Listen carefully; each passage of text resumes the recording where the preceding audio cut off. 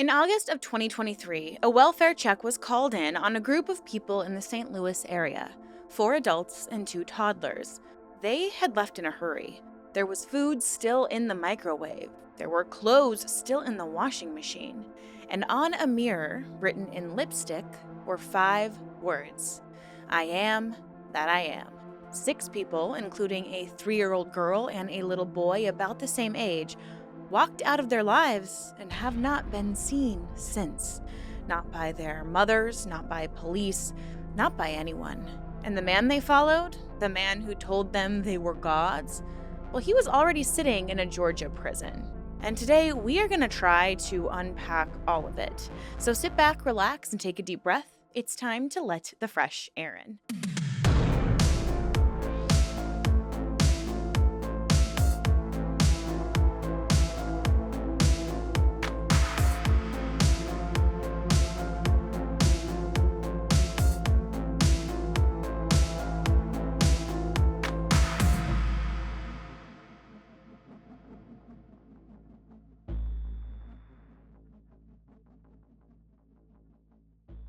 Hello, everyone. Welcome back, or welcome if you are new. My name is Erin, and I am fascinated by all things cults, true crime, and conspiracy.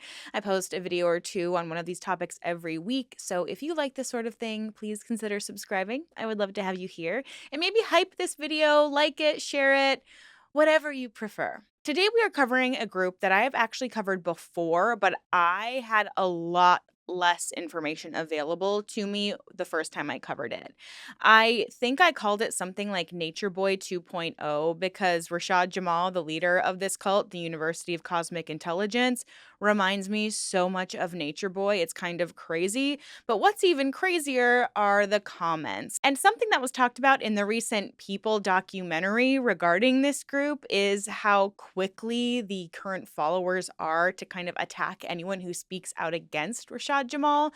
And that definitely happened in my last video, to the point where some of my subscribers were like, these comments are crazy. So just know that that might be popping up in the comments. We might get to see in real time the attack tactic that a lot of followers like to use when their leader has been called out. But don't worry, we're going to get to all of the reasons why this man and this group are problematic very, very soon. And of course, since there's a lot of new information that has come out recently, especially thanks to that docuseries, I have some corrections to make. So hopefully this will be the one-stop shop for this cult on this channel moving forward. And it kind of aligns with a lot of the groups that we've been covering lately. I mean, back when I first started my channel, people didn't really think that there could be a cult online, essentially. But over the last few years, thanks to, honestly, the pandemic and everyone ending up having to live essentially online, these cults have just been running rampant on the internet. Back when Twin Flames Universe had not one, but 2 docuseries made against them, people were like, there's no way this is a real cult because it's all online. And boy, oh boy, times have changed and people are finally starting to realize that, oh yeah, a cult can exist without the compound, without the gate, without the robes. It can literally live on your phone. Now, just as a brief trigger warning, there will be DV and DA and really atrocious things happening to young people who are too young to consent to anything. So please be careful as you move through and listen to this video. So with all that being said, let's meet this man who just wanted to be famous. Now, before he thought he was a god, Rashad Jamal was a rapper who just could not make it. His legal name is Rashad Jamal White, and he's originally from Chicago, and then by the late 2010s, he was in Atlanta grinding it out in the studios. He was known for trying to blend street rap with spiritual bars about the hidden truths and a system that was out to get him. And one of the people he met in those studios was a woman named Darchelle Smith. Now, Darchelle was a music artist too, and she said at first her and Jamal had not so much a romantic partnership, but more so a man who just kind of started following her home from the studio one day and then never left, which is already a red flag in and of itself. But she would move through the next 3 years with him and her kids in that house. And her account of this story is really not a love story. It's literally the origin story of a so-called guru all seen from her own kitchen table. She says he would make her and her children sit through endless lectures, hours of him preaching at his own family, which was just this captive audience of one woman and her kids who he's literally forcing to listen to him go on. It's literally an audience of two kids and a woman who he basically forced himself to live with. But look, guys, like, I can't even judge. There was a time that I dated somebody who moved in with me into my studio apartment in Chicago, and I thought it was so cool how he was a minimalist traveling all over the place. But it really was just the fact that he was homeless and didn't want to go back and live with his parents, which I found that out too late. So I honestly can't blame her that much. But I do think, like, if a man is following you home, we need to force that man to take a back seat. But anyways, when the pandemic hit in 2020 and George Floyd was murdered and millions of Black Americans were sitting at home carrying this grief and this rage and really had nowhere to put it, Rashad Jamal already had a sermon, and he started posting content aimed straight at Black and Latino viewers about identity, hidden history, and consciousness. He later said he felt compelled to become a voice for oppressed people after Floyd's death. And this is really kind of the engine for this whole story. That early message worked really well because it was answering real pain. The distrust that he was tapped into didn't come from nowhere. It came from centuries of receipts. When a charismatic man pops up on your feed and starts validating all of the feelings you've been feeling about the system, about your oppression, and he starts saying that you have been lied to about who you are for centuries, that you're more than what this country told you, it's gonna land. But the thing is that's crazy is Darshell Smith actually helped him set up the YouTube channel where the University of Cosmic Intelligence was born. She told Vice that she was honestly relieved when he pivoted to the internet because the preaching at home finally stopped. The audience kind of freed her of that problem, and now it was just everybody else's problem. And then, as he got a following, he started dropping music. And his first was in August 2020 called God Talk, with an on screen definition about teachings and truth about the origins of humans, the gods, and the secrets of Black people's DNA. 300,000 plus people watched it. And his following just blew up across TikTok, YouTube, and Instagram, eventually topping 300,000 combined, with the group's YouTube channel alone growing towards 200,000 subscribers. So then he would give himself a new name, Divine Insight. Now, I think we all know that when a leader says they are divine and then says, and by interacting with me, you become divine too, I'm the one who unlocks your divinity, he's not really handing you power. He's installing more of this dependency. The divinity is always going to be routed through him. Always. It's never just your own. And from day one, the divinity had a business idea. The University of Cosmic Intelligence shares its name with a company he founded to sell lectures, classes, and paraphernalia. It was a church and a gift shop with the same front door. So, what does the University of Cosmic Intelligence actually teach? Well, it teaches that the Earth is called the planet Kai, and followers are the grand cosmic rising family. And the government, well, guess what they do? They control the weather. And the government is also shutting off stargates to alternate dimensions. And by stargates, he means rainbows. Also, vaccines are a plot, and Black Americans are not descended from enslaved Africans. They're actually the true Native Americans. Also, polygamy is essential for men, and NBA players are synthetic robots. And birds, those birds outside your window? No, they're not real. They're actually government tracking devices. Rashad, buddy, they're birds. And not only that, he started to spoon feed his followers that they were all being cloned. And so when any of these people go missing, it's because the government has stolen them away to make clones out of them. But we'll touch on that a little bit later. So obviously those are more of the silly beliefs. They aren't the real dangerous ones that do the real work here. Now, Jamal describes himself as a semi divine being sent back to Earth to raise the planet's frequency and, quote, rid this planet of its parasitical invaders. So, who are the invaders?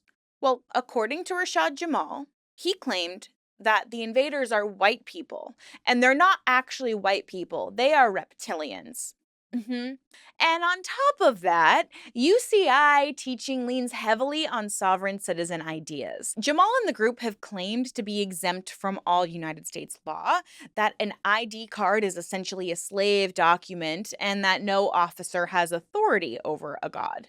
So, exemption from the law isn't one of those quirky beliefs. It's a permission slip. It's the doctrinal equivalent of cutting someone's brake lines. And the history claims deserve a straight answer too, since they're the intellectual bait on the hook. The claim that Black Americans are secretly this continent's original people, not descendants of enslaved Africans, has been fact checked head on, and it's false. USA Today ran full fact checks on Jamal's heritage and slavery claims and found them all baseless. But look at what a claim like that does. It doesn't flatter you. It reparents you. Secret lineage, and suddenly every teacher, every historian, every textbook is all in on this cover up. One belief, and the whole world outside is lying to you. It's an isolation mechanism that's wearing history's clothes. It's creating this us versus them mentality so that people fear everyone else who is going to try to open up a history book and show you, like, no, these are the receipts right here. But not according to Rashad Jamal. Now, researchers connect this belief system to the Moorish sovereign tradition and to the Nuwambian nation, whose own self-proclaimed god king ended up in a federal prison for child A. The whole point is, none of this material is original. The secret divinity, the hidden lineage, the law that doesn't apply to you, it's really just remixed from groups that this very channel has covered for years, with more of a 2020s hippie-ish aesthetic dropped on top. So, once again, I'm asking every cult leader to please try to come up with some new material. Now for the gift shop. We have crystal necklaces and bracelets, $111.11 each. Record of the world, $99.39. T-shirts, $66.93. Now, if you're wondering why these prices are so specific, those prices are all numerology, which means the price tag itself is the marketing. Add lecture sales, classes, and mass meditation events all around the world, and you have the standard architecture of the digital guru economy, where parasocial intimacy is the product and the merch table is the collection plate. A man telling broke young people that rejecting the system is enlightenment, one checkout page at a time. And this growth wasn't magic either. The Watchdog live streamer who has tracked this community longest, a man who goes by Kulu, points out that Jamal's YouTube exploded right after a rival influencer got deplatformed, leaving a hole in the market that Jamal studied and stepped into. And one more layer is that scholars of Black esoteric religion, like Dr. Stephen Finley at LSU, will tell you that these traditions have deep roots and a real function. And this is obviously in a country that has spent centuries teaching the opposite. It's gonna feel empowering because the tradition is legitimate and often beautiful. But this one man's version of it came with a cash register, a persecution myth, and a body count of ruined lives. And we're about to walk through all of those in order. So the first question here we have to ask, though, is how do you isolate people you've never met? That's the trick, right? Well, every high control group needs isolation, and Jamal never ever had all of his followers under one roof. So here's what it looks like in practice. And I am actually leaning on an actual law enforcement checklist here because the police department in Berkeley, Missouri eventually got so familiar with this group that they published the warning signs. So according to Berkeley Police Major Steve Runge, followers deep in the UCI tend to do the following. They change their names, taking the names of a god or a goddess. Their feed turns into wall-to-wall conspiracy content and Rashad Jamal videos.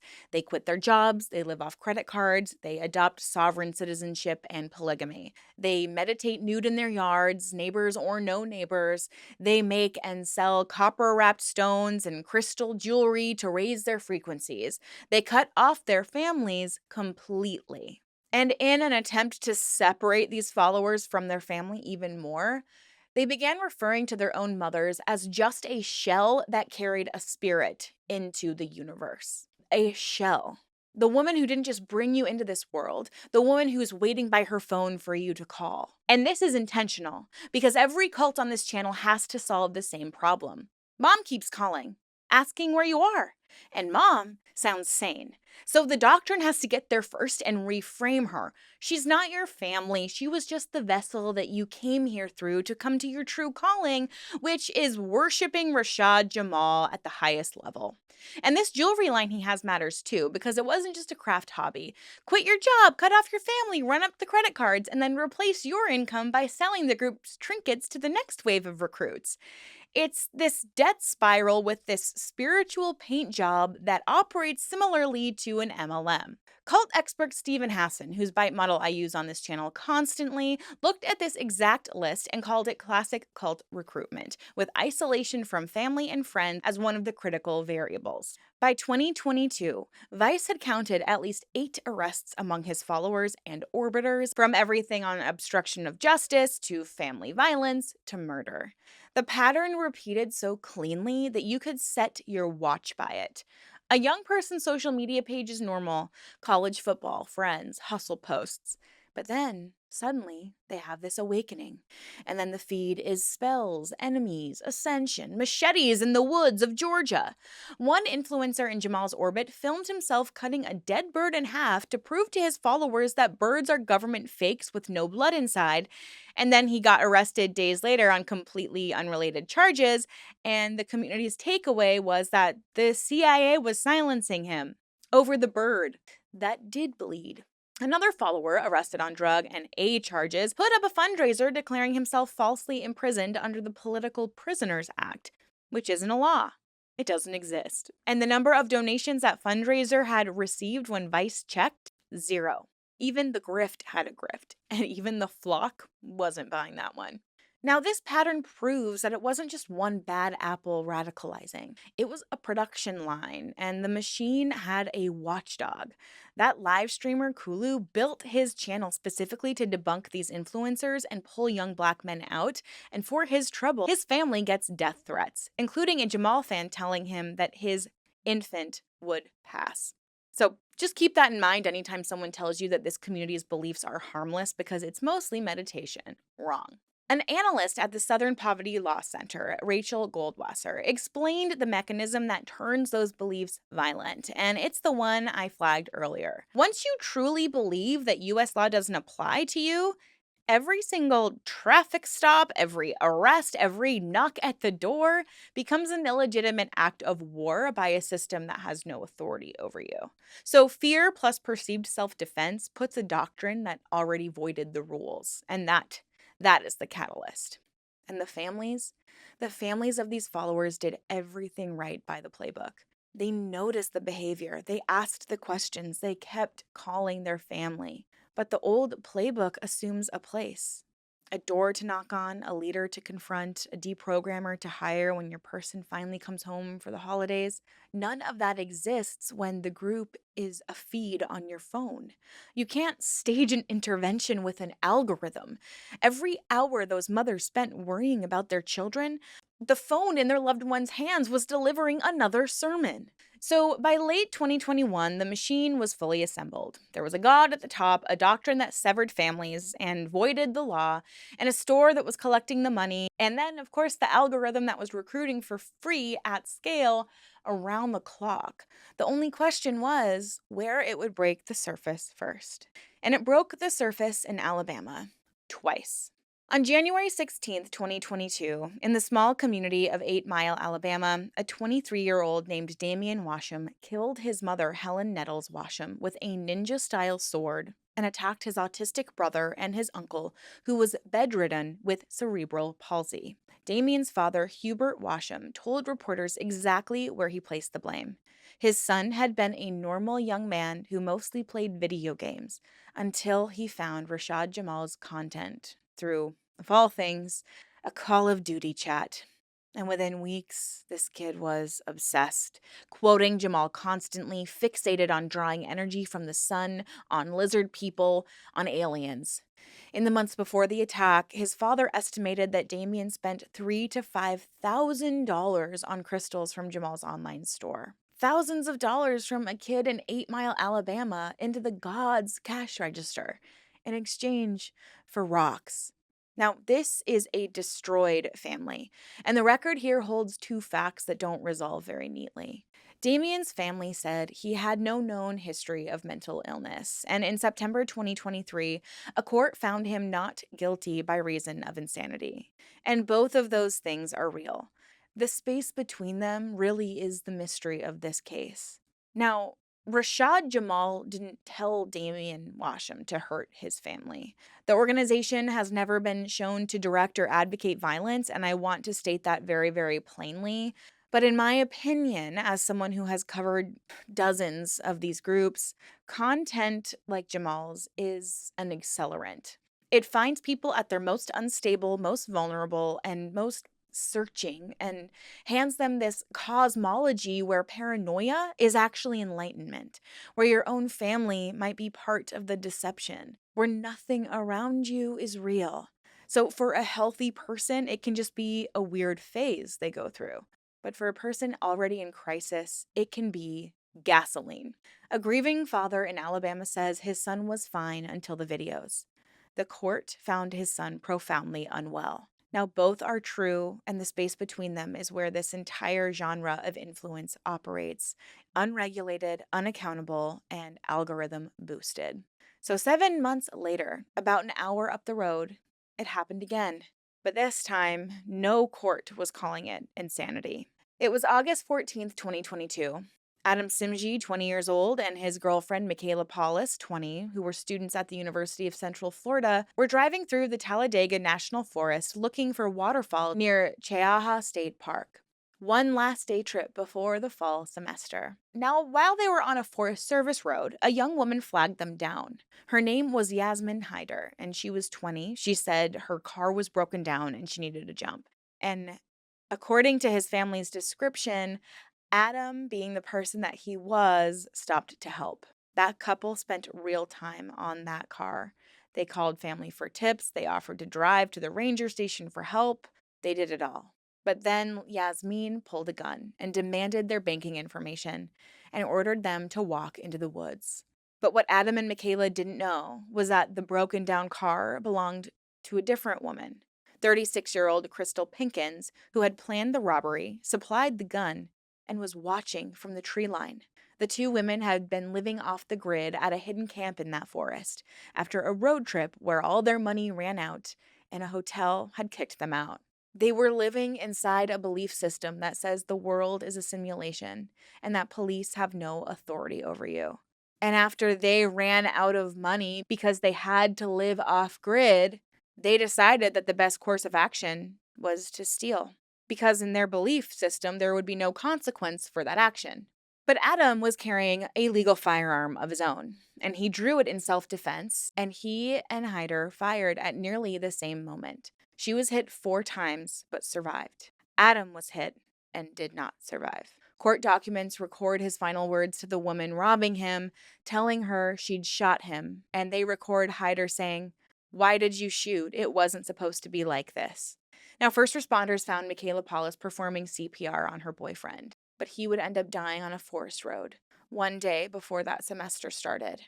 His family remembered him publicly as kind and gentle, and Mikayla later wrote that without him, she didn't know if she would still be here. Now, finding this off-grid camp took a small army.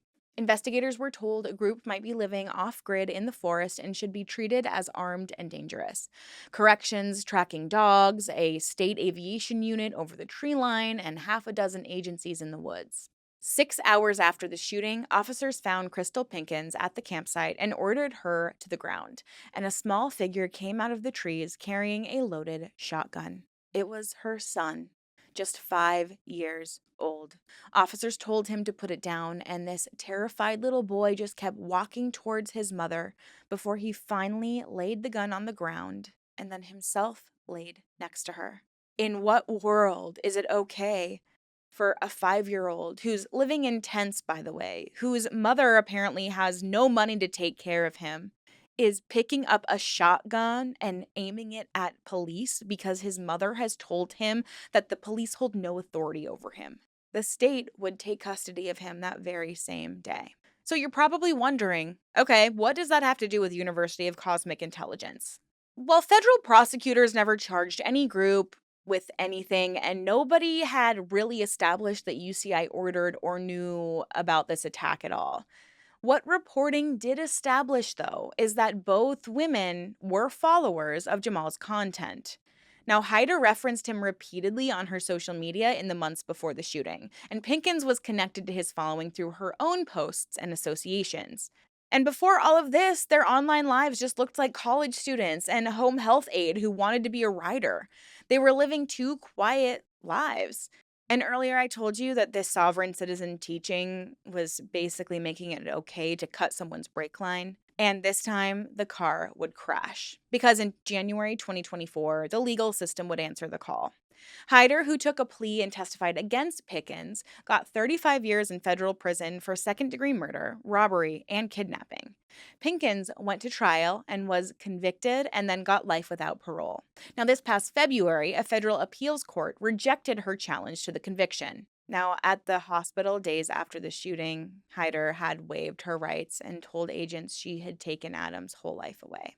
And this whole time, reporters are starting to connect these Alabama cases to a spiritual influencer, but they kept hitting this strange fact. This influencer was already sitting in a Georgia jail cell on charges that had nothing to do with Alabama at all.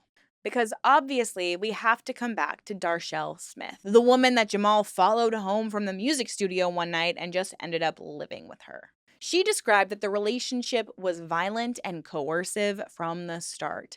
She says that he subjected her and her children to screaming rants, and she said that at one point, he even held her at gunpoint. Court records show that she filed a family violence petition and a motion for a protective order against him in September of 2022, but the contents of those filings are not public.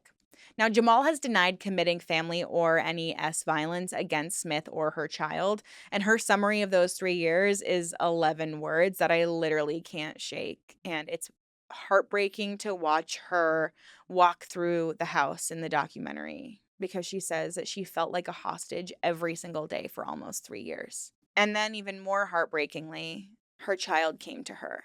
A little girl who was just 10 years old said that Jamal had been doing something to her. Now, I think you know what I mean when I say that. And luckily, Darshell went right to the police. But of course, once things went public, once she had gone to the police, she got attacked. She says the harassment and the threats began, and they have never stopped. And guess who these threats are coming from? Rashad Jamal's followers. The response to the people calling her a government plant cuts through all of it. She asked why a Black woman would come and lie on a Black man who claims to be uplifting their people. But she did not back down. She said that she's been doing what some women have been afraid to do, and that she is the face for her child. It's truly inspiring what she has done, because it is a difficult, challenging, heavy thing to step up to a cult leader who has hundreds of thousands of followers who are just ready to attack.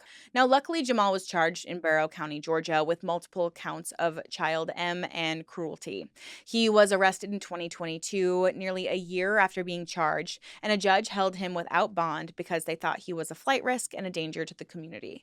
Prosecutors also put his pre-fame record in front of the court.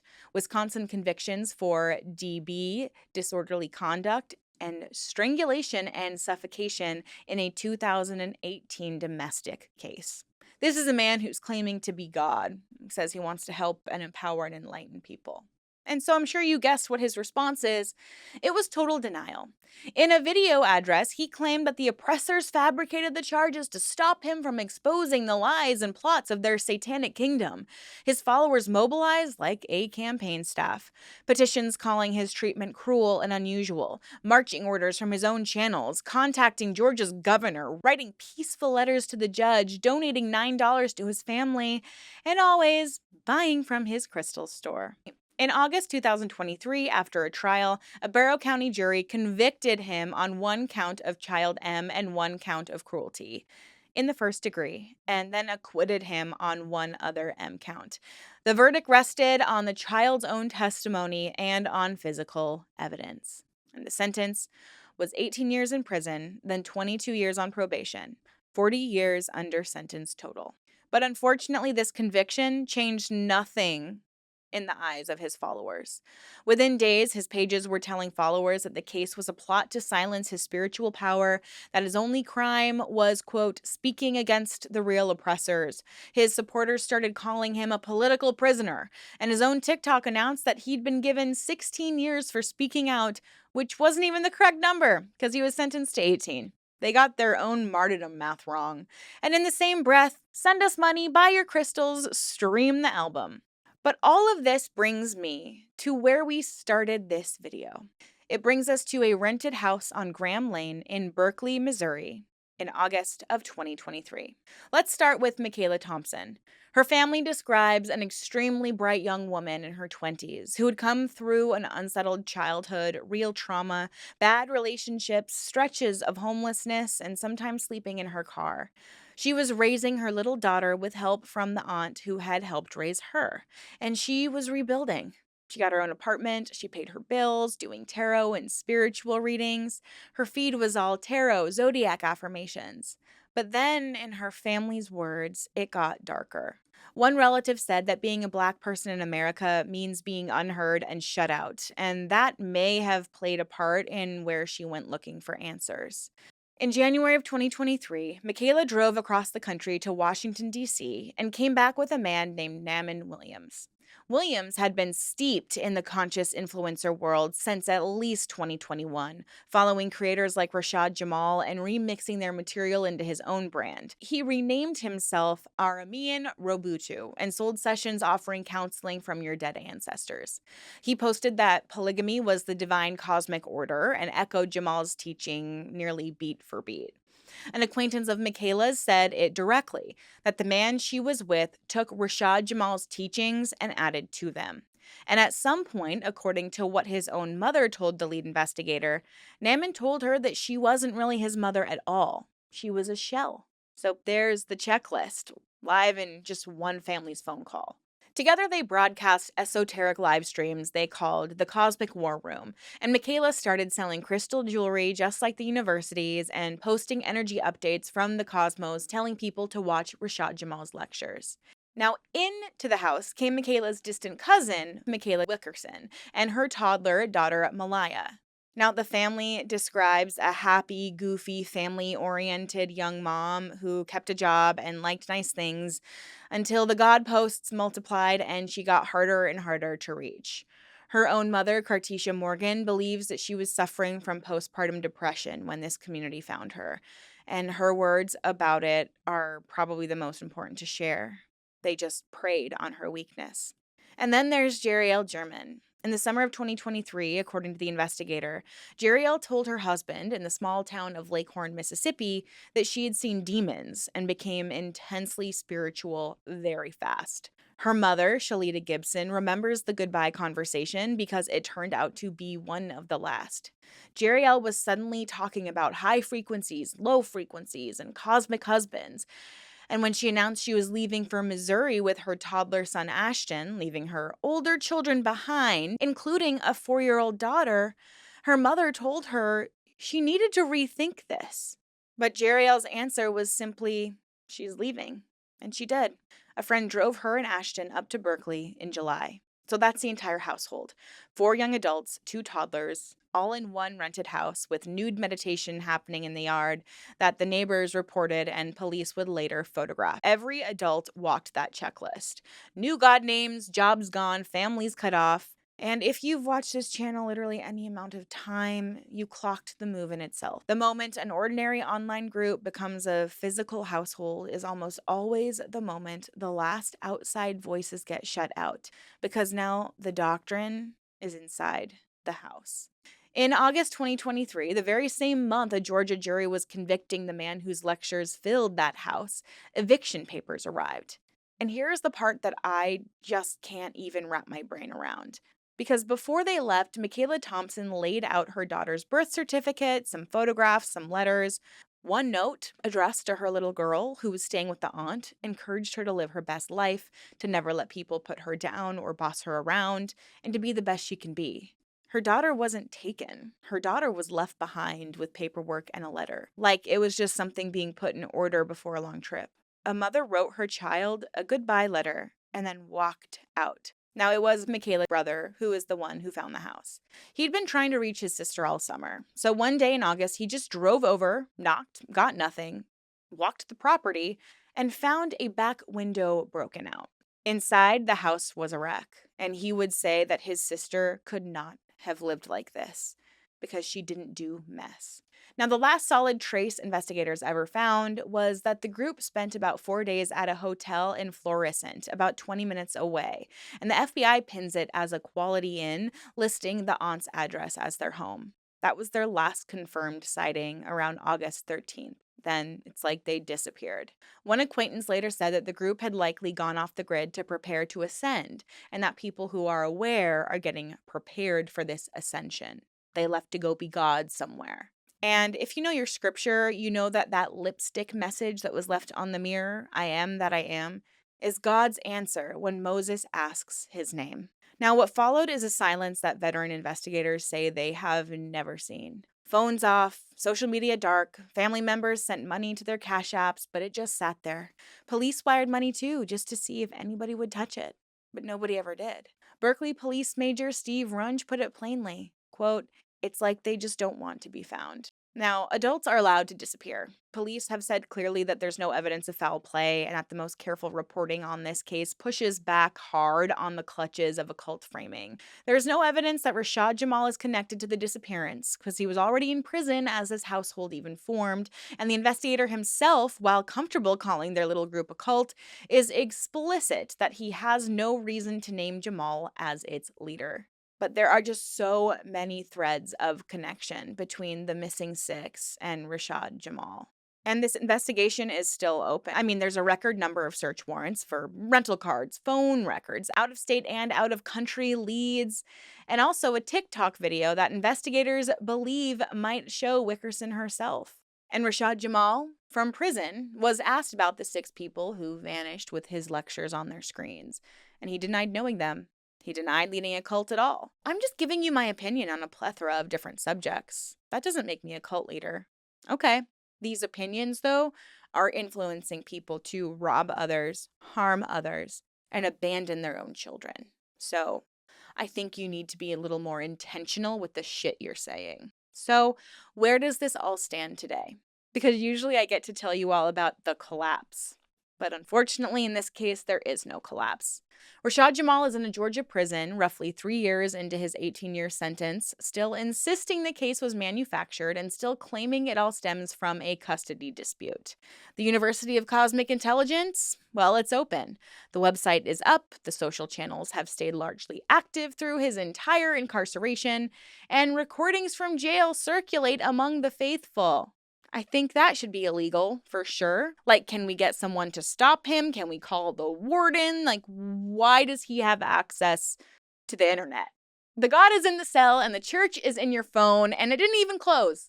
It's been open for business this whole time. And what's even more ridiculous to me, this shows the true level of narcissism here. When Vice tried to get an interview, a person signing off as Rashad Jamal publicist replied from Jamal's own email and said that he was demanding $100,000 for an interview, claiming incorrectly that he's owed it under the Fair Labor Standards Act. And he's informed Vice that he, quote, will not stop the spiritual progression of this planet. Awesome. So that's where we are now. I highly recommend you watch the Investigation Discovery People documentary that you can watch on HBO right now.